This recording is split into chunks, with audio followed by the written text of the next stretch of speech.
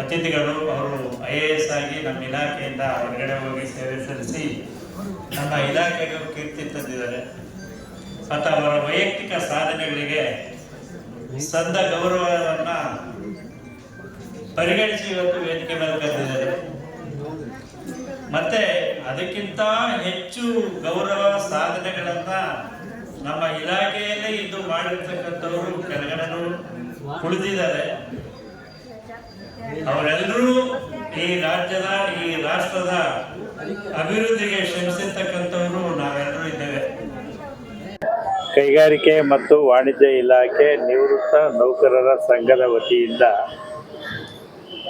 ನಾವು ಈಗ ಹಮ್ಮಿಕೊಂಡಿರ್ತಕ್ಕಂಥ ಕಾರ್ಯಕ್ರಮಗಳ ಅಲ್ಲದೆ ಮುಂದೆ ನಾವು ಕೈಗಾರಿಕೆ ಮತ್ತು ವಾಣಿಜ್ಯ ಇಲಾಖೆಯಲ್ಲಿ ಏನು ಪ್ರಾಜೆಕ್ಟ್ಗಳು ಕೊಡ್ತಾ ಇದ್ದಾರೆ ಆ ಪ್ರಾಜೆಕ್ಟ್ಗಳನ್ನು ನಾವು ಅನುಷ್ಠಾನಗೊಳಿಸ್ತೇವೆ.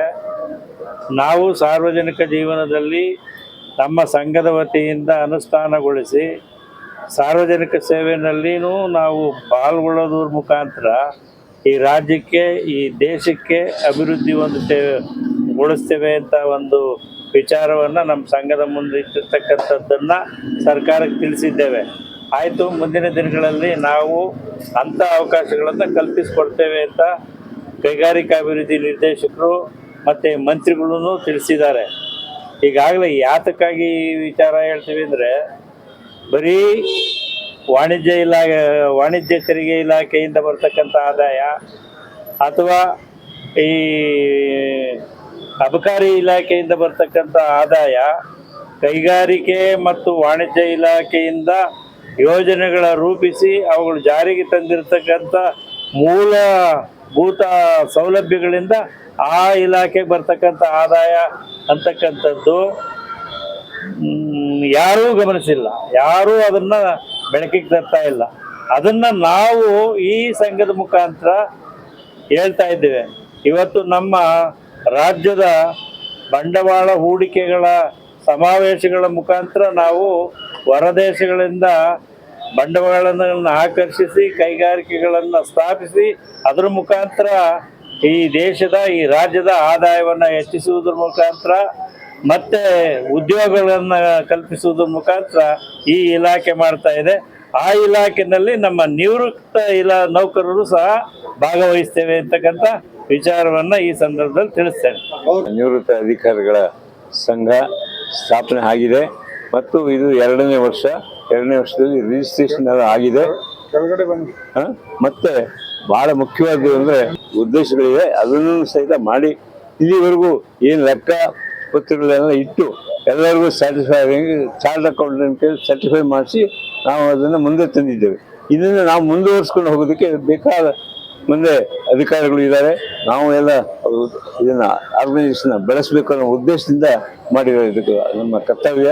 ಏಕೆಂದರೆ ಎಷ್ಟೋ ಜನಕ್ಕೆ ಈಗಾಗಲೇ ನೀವು ಭಾಷಣದಲ್ಲಿ ಕೇಳಿದರೆ ನಮ್ಮ ಪೆನ್ಷನ್ದು ಪ್ರಾಬ್ಲಮ್ ಹೇಳಿರ್ಬೋದು, ಅಥವಾ ನಮ್ಮ ಹೆಲ್ತಿಂದ ಪ್ರಾಬ್ಲಮ್ ಹೇಳಿರ್ಬೋದು, ಅಥವಾ ನಮ್ಮ ಮಕ್ಕಳಿಗೆ ಎಜುಕೇಷನ್ ಕೊಡೋದಕ್ಕೆ ಬೇಕಾದ ಒಂದು ವ್ಯವಸ್ಥೆ, ಅದು ಸ್ಕಾಲರ್ಶಿಪ್ಸ್ ಕೊಡೋದಕ್ಕಾಗಲಿ ನಾವು ಕಾರ್ಪಸ್ ಫಂಡನ್ನು ಕ್ರಿಯೇಟ್ ಮಾಡಿ ಅದ್ರಲ್ಲಿ ಬಡ್ಡಿನಲ್ಲಿ ನಾವು ಅವ್ರಿಗೆ ಅತಿ ಕಡು ಬಡವರು, ಪರ್ಟಿಕ್ಯುಲರ್ಲಿ ಅಟೆಂಡರ್ಸ್ ಇರ್ಬೋದು, ಅಥವಾ ಅವ್ರಿಗೆ ಮಕ್ಕಳಿಗೆ ಯಾರು ಹೆಚ್ಚು ಓದಿ ಅವ್ರಿಗೇನು ವಿದ್ಯಾವಂತ ಆಗಿಲ್ಲದೆ ಇದ್ದರೆ ಅವ್ರಿಗೂ ಒಂದು ಅನುಕೂಲ ಮಾಡಿಕೊಡ್ಬೇಕಾಗುತ್ತೆ. ಯಾಕೆ ನಮ್ಮ ಮಕ್ಕಳಿಗೆ ಗೊತ್ತಿನ ಪರವಾಗಿಲ್ಲ, ನಮಗೂ ಪರವಾಗಿಲ್ಲ, ಚೆನ್ನಾಗಿದ್ದೀವಿ ದೇವರ ದಯೆಯಿಂದ. ಆದರೆ ಇನ್ನೂ ಅನೇಕರಿಗೆ ಬಡವರಿಗೆ ಅವ್ರಿಗೆ ನಾವು ಏನಾದರೂ ಒಂದು ಕೈಲಾದ ಸಹಾಯ ಮಾಡಬೇಕು. ಈ ಥರ ಇದು ಒಂದು ನಾನ್ ಗೌರ್ಮೆಂಟಲ್ ಆರ್ಗನೈಸೇಷನ್. ನಾವು ಅದನ್ನು ಮಾಡಿದ್ರೆ ಜನಗಳಿಗೂ ಒಂಥರ ಮೆಚ್ಚುಗೆ ಇರುತ್ತೆ. ಜನಗಳಿಗೂ ನಾವು ಕೇಳಿದಾಗ ಅವರು ಬಂದು ನಮಗೇನಾದ್ರು ಇದ್ರೆ ಡಾಕ್ಟರ್ಸ್ ಫೆಸಿಲಿಟಿ ಇರ್ಬೋದು. ಈಗ ಮೋದಿ ಗೌರ್ಮೆಂಟ್ನಲ್ಲಿ ಬಂದ ಕಾರ್ಡ್ ಇದೆ, ಅವರು ಮಾಡಿಸ್ಕೊಂಡಿಲ್ಲ, ಇಲ್ಲಿವರೆಗೂ ಎಷ್ಟೋ ಜನ ಮಾಡಿಸ್ಕೊಂಡಿಲ್ಲ. ಅದನ್ನು ಯಾಕೆ ಮಾಡಿಸ್ಕೋಬಾರ್ದು? ನಾವೇ ಇಲ್ಲಿ ಆಫೀಸ್ ಇದೆ, ನಮ್ಮ government industry and commerce department ಆಫೀಸಲ್ಲಿ ಜಾಗ ಇದೆ. ಅಲ್ಲಿ ನಾವು ಪ್ರತಿ ತಿಂಗಳಿಗೆ ಒಂದ್ಸಲ 2 ಸಲ ಯಾರನ್ನಾದ್ರು ಕೊಂಡಿಸಿ ಏನು ಬೇಕಾದ್ರೂ ಮಾಡ್ಕೊಳ್ತೀವಿ. ನಾವು ಅಮೆರಿಕಾದಲ್ಲಿ ನೋಡಿದ್ವಿ, ಎಷ್ಟೋ ಜನಕ್ಕೆ ಅಲ್ಲಿ ಇನ್ಕಮ್ ಟ್ಯಾಕ್ಸ್ ಪರ್ಮನೆಂಟ್ ಆಗಿ ಕೊಡಲೇಬೇಕು, ಫೈಲ್ ಮಾಡಲೇಬೇಕು.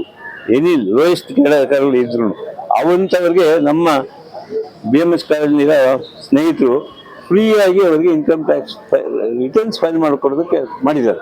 ದುಡ್ಡು ತಗೊಳಕ ಅದೇ ನೀವು ಚಾರ್ಟ್ ಅಕೌಂಟ್ ಹೋದ್ರೆ ಮಿನಿಮಮ್ 1,000-2,000 ಕೇಳ್ತಾರೆ. ಅದಕ್ಕೆ ಬದಲು ನಾವು ಅವರಿಗೆ ಒಂದು ಸಹಾಯ ಮಾಡಿದ್ರೆ ಭಾಳ ಅನುಕೂಲ ಆಗುತ್ತೆ. ಇನ್ಕಮ್ ಟ್ಯಾಕ್ಸ್ ರಿಟರ್ನ್ಸ್ ಫೈಲ್ ಮಾಡೋ ಲೆವೆಲಿಗೆ ಬಂದಿದ್ದೀವಿ ನಾವು ಈಗಾಗಲೇ. ಲೋಯೆಸ್ಟ್ ಕ್ಯಾಡರ್ನಲ್ಲೂ ಅಷ್ಟು ಇನ್ಕಮ್ ಇದೆ. ಅದಕ್ಕೋಸ್ಕರ ನಾವು ಅದೊಂದು ಕೈಗಾರಿಕೆ ಮತ್ತು ವಾಣಿಜ್ಯ ಇಲಾಖೆ ನೀಡಿದೆ. ಕೈಗಾರಿಕೆ ವಾಣಿಜ್ಯ ಇಲಾಖೆ ಏನು ಇವತ್ತು ಹೊರದೇಶಗಳಿಗೆ ಹೋಗಿ ಇಂಡಸ್ಟ್ರೀಸ್ನ ಇನ್ವೆಸ್ಟ್ ಮಾಡಿ ಇಲ್ಲಿ ಬಂಡವಾಳ ತೊಡಗಿಸಿ ಇಲ್ಲಿ ಜನರಿಗೆ ಉದ್ಯೋಗಗಳನ್ನು ಕೊಡಿಸುವಂಥ ಜವಾಬ್ದಾರಿ ಕೈಗಾರಿಕೆ ಇಲಾಖೆದು.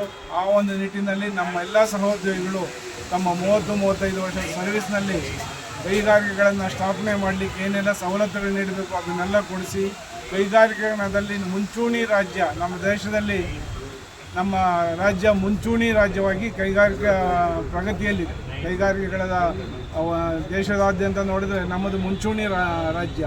ಈ ಒಂದು ಮುಂಚೂಣಿ ರಾಜ್ಯವಾಗಲಿಕ್ಕೆ ಕಾರಣ ನಮ್ಮ ಕೈಗಾರಿಕೆ ಮತ್ತು ವಾಣಿಜ್ಯ ಇಲಾಖೆ.